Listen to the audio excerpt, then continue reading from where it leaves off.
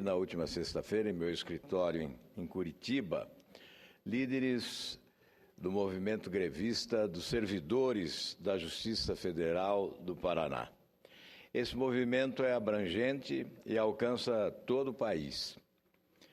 Todos os estados brasileiros, em todos os estados brasileiros, servidores da Justiça Federal encontram-se em greve. Apenas 2 estão decidindo hoje, Tocantins e Mato Grosso do Sul. Os demais já se encontram em greve, em razão do descaso do governo em relação às suas mais legítimas reivindicações, especialmente a reivindicação salarial. Desde 2006, os servidores da Justiça Federal não recebem reajuste salarial. Não há reposição das perdas inflacionárias ocorridas, portanto, durante estes 9 anos. Isso não é justo. Alega-se que nós vivemos um momento de crise de profundidade. Aliás, é uma crise que se soma, uma seleção de crises. É crise política, é crise econômica, é crise ética, notadamente a crise ética. Mas é evidente que não são os servidores da Justiça Federal os responsáveis pela seleção de crises que há no país. Se há um grande responsável, este é o governo.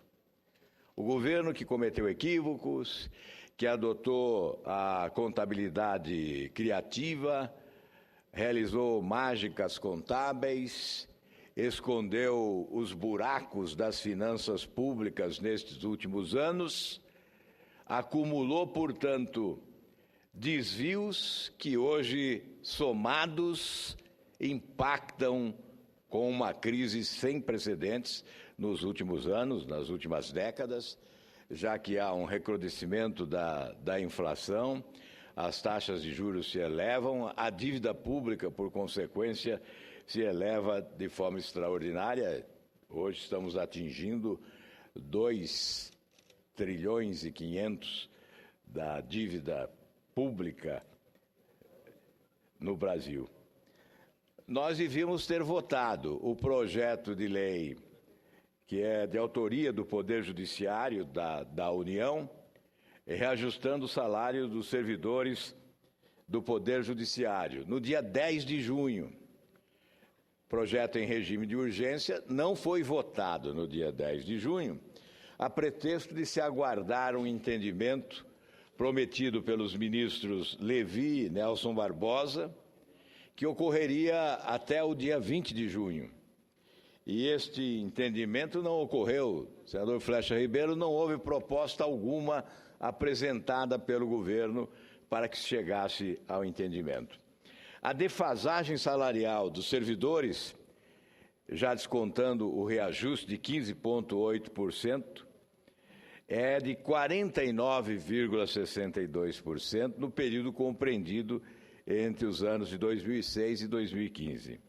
É importante destacar que os valores previstos nesse projeto 28 de 2015 serão diluídos em 6 parcelas, pagas de julho do corrente ano até dezembro de 2017.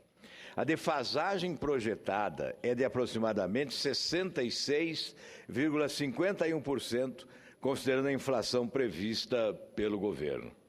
Diante desse impasse criado em face da intransigência do Poder Executivo, conforme relato que testemunhei, os servidores não tiveram outra alternativa a não ser deflagrar a greve nacional.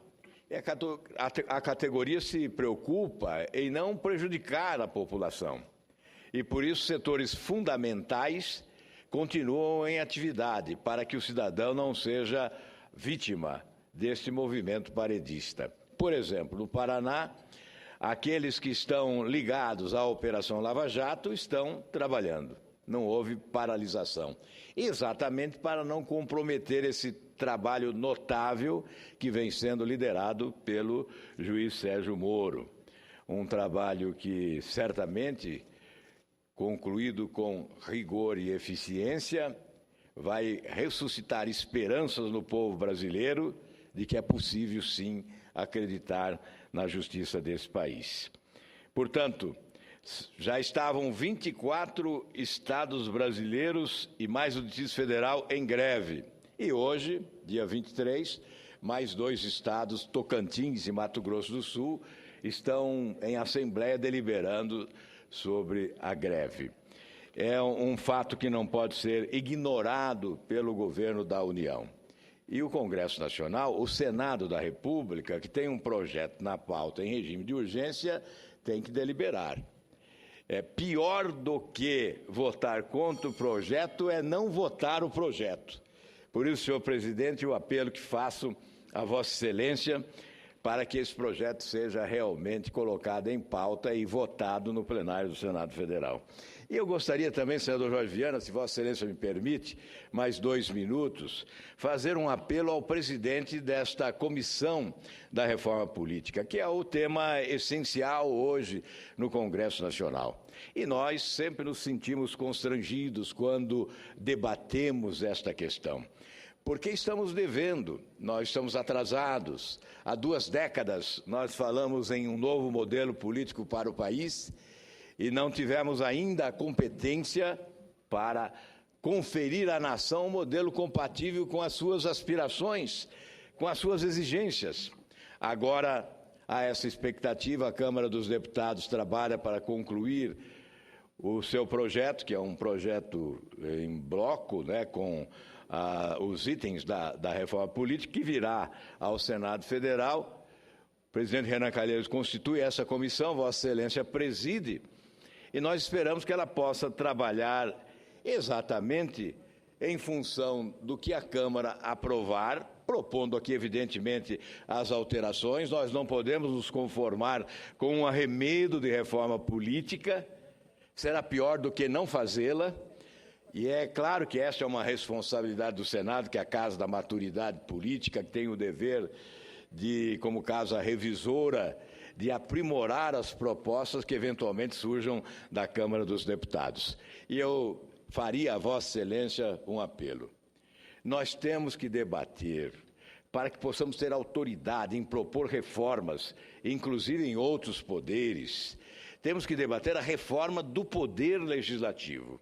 E desde 99 apresento projetos que não são colocados em deliberação, projetos que pretendem reduzir, enxugar o poder legislativo.